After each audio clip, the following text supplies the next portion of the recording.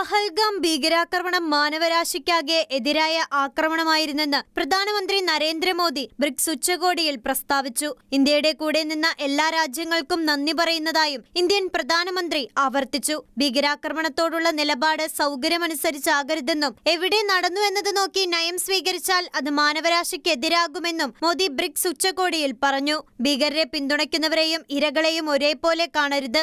ഭീകരതയെ ഗൗരവത്തോടെ നേരിടുന്നില്ലെന്ന സന്ദേശം പാടില്ലെന്ന് ബ്രിക്സിനോട് മോദി വിശദമാക്കി. ഗാസയിലെ മാനുഷിക സ്ഥിതി ആശങ്കാജനകമെന്നും സമാധാനം എത്രയും വേഗം പുനഃസ്ഥാപിക്കണമെന്നും പറഞ്ഞ പ്രധാനമന്ത്രി ഇന്ത്യ യുദ്ധങ്ങൾക്കെതിരെന്നും ചൂണ്ടിക്കാട്ടി. അതേസമയം ഇറാനിൽ ഇസ്രായേലും അമേരിക്കയും നടത്തിയ സൈനിക നടപടിയെ ബ്രിക്സ് അപലപിച്ചു. അതേസമയം ബ്രിക്സ് ഉച്ചകോടിക്ക് പ്രധാന രാജ്യങ്ങളായ ചൈനയുടെയും റഷ്യയുടെയും പ്രസിഡന്റുമാർ പങ്കെടുത്തില്ല. അധികാരമേറ്റതിനു ശേഷം ആദ്യമായിട്ടാണ് Chinese president Xi Jinping BRICS വാർഷിക യോഗത്തിൽ നിന്ന് വിട്ടുനിൽക്കുന്നത്. ചൈനയുടെ സമ്പദ് വ്യവസ്ഥയിൽ ശ്രദ്ധ കേന്ദ്രീകരിക്കാനും ഉച്ചകോടിയുടെ ഫലത്തെക്കുറിച്ചുള്ള പരിമിതമായ പ്രതീക്ഷകളുമാണ് യോഗത്തിൽ നിന്ന് വിട്ടുനിൽക്കാനുള്ള ചൈനയുടെ തീരുമാനത്തിന്റെ കാരണമെന്നാണ് സൂചന.